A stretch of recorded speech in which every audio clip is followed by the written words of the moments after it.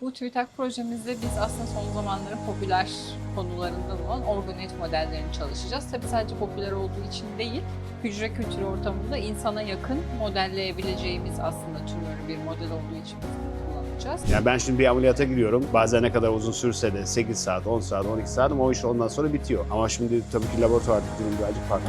Günün sonunda biz direnci öncelikle anlamaya çalışacağız. Dirençle ilişkili mekanizmaları. Bunu anladıktan sonra da bunu nasıl kırabiliriz? Ayrı hücrenin böyle bir şekilde bir bağlantı kurması ve böyle bir şekilde diyaloğun içinde olmasını sağladığını gösteriyoruz.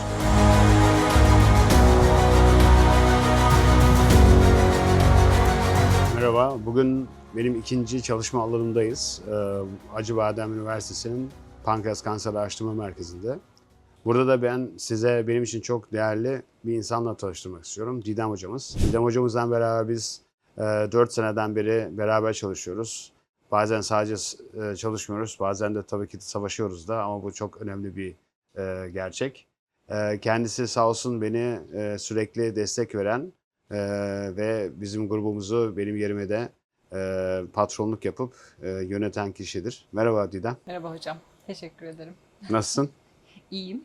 Sizi gördük, daha iyi olduk. Bu arada kendisi de artık bu sene sonunda doçentliğini elde etmiş olacağız. Umarım. Evet. Bakalım. Bekliyoruz. Evet. Şimdi Didem, tabii ki bizim yaptıklarımızı herkes ilgisini çekiyor. Bir de son dönemde güzel bir TÜBİTAK'tan ciddi bir destek aldık. Onun hakkında bize kısa bilgi verebilir misin? Bu TÜBİTAK projemizde biz aslında son zamanların popüler konularından olan organoid modellerini çalışacağız. Tabii sadece popüler olduğu için değil, hücre kültürü ortamında insana yakın modelleyebileceğimiz aslında tümörü bir model olduğu için biz bunu kullanacağız. 30'un üzerinde hastadan tümörleri çıkarıp organoidleri oluşturduktan sonra standart tedavilerindeki kemoterapi ilaçlarıyla tedavi edeceğiz. Daha sonrasında İstersen kısaca çünkü insanlar büyük ihtimal organoid nedir anlamayacak. Organoid tabii. nedir? Onu birazcık kısaca böyle herkesin anlayacağı bir şekilde anlatalım. olur. Organoid aslında köken aldığı organı laboratuvar ortamında taklit eden mini organ diyebiliriz.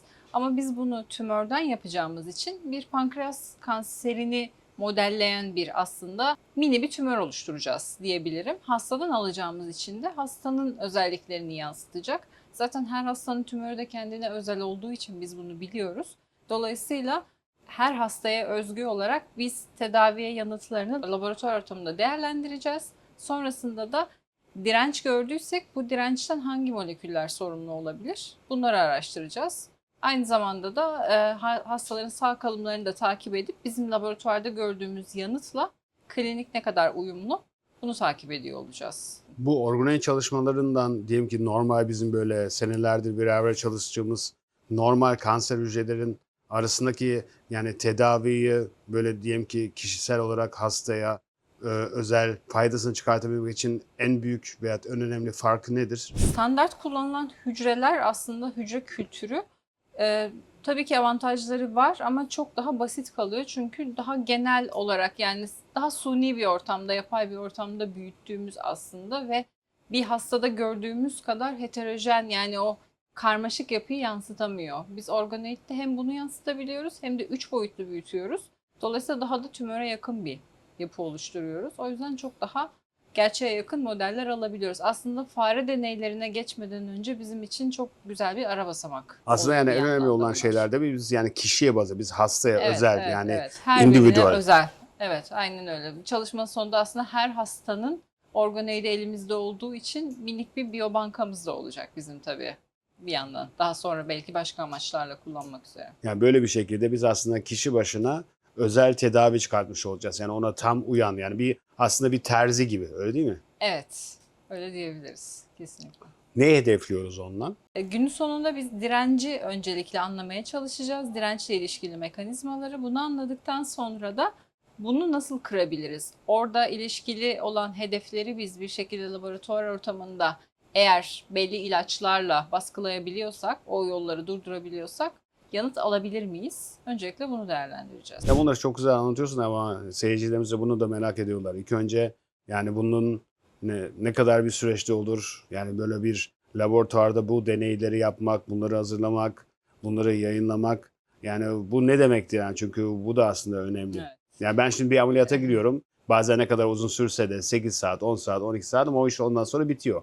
Ama şimdi tabii ki laboratuvardaki durum birazcık farklı. Evet, kesinlikle. Yani bu çalışmanın tabii çalışma TÜBİTAK projesi olarak 3 yıl olarak planladık biz. Ama muhtemelen devam edecektir. Sonrasında da çünkü bir hastadan aldığınız organoidi çoğaltıp başlayıp deneyleri yapmanız aylar sürebilecek şeyler. Her şey yolunda gittiği takdirde tabii. Her şey yolunda gitmeye de bilir. Bazen öngöremediğimiz problemler de olabilir. Başa dönmemiz gerekebilir. Zaten tek yani deneylerin amacı değil, doğası da aslında bir şekilde tekrar tekrar aynı şeyleri yapmak ve sonunda aynı yola bir şekilde ulaşmayı sağlamak olduğu için aynı sonuçlara yıllar sürecek. Yani iyi senaryoda herhalde bir 3 sene sonra çıktıları biraz konuşmaya başlarız ama yayın için yani bir 5 yıldan herhalde ihtiyacımız olacaktır. 5 yıla en azından diye düşünüyorum. Evet, bu da ama yani normal standart bir şey. Yani Tabii. kaliteli bir şey yapmak istiyorsak Evet, gerçekten evet. her zaman bize Evet. o zaman gerekiyor. Evet, ortalama bir şey için çok daha kısa sürede yapabiliriz ama hedefimiz olmadığı için Evet, o zaman planlı ve sabırlı bir şekilde ilerleyeceğiz. aynen öyle. Bir de bizim yani geçenlerde çıkarttığımız o Cancer Cell'de gerçekten çok büyük, özellikle Teknik Üniversitesi Münih'ten ve Mehmet Ali Aydınlar Acıbadem Üniversitesi'nden beraber işbirliğimizle yaptığımız o büyük çalışmada en büyük çıktı neydi senin için? Aslında orada biz kanser hücreleriyle sinir hücreleri arasındaki sinapsların varlığını gösterdik. Normalde sinir hücreleri arasındaki bu etkileşimin ve sinapsların varlığı biliniyor ama kanser ve sinir arasındaki etkileşimin pseudosinapsların varlığı gösterildi. Aynı zamanda bunun da moleküler mekanizması üzerine sonuçlar elde ettik. Orada özellikle Green 2D reseptörünün bu etkileşimdeki temel yollardan biri olduğunu, dolayısıyla kanserle sinir haberleşmesinde rol alan ana mekanizmalardan aslında bir tanesini hem bu etkileşimi hem de mekanizmasını göstermiş olduk diyebilirim. Aslında şöyle doğalda şöyle sinaps dediğin şeyler aslında sinirlerin arasındaki bir bağlantı, bir köprüsü gibi diyelim.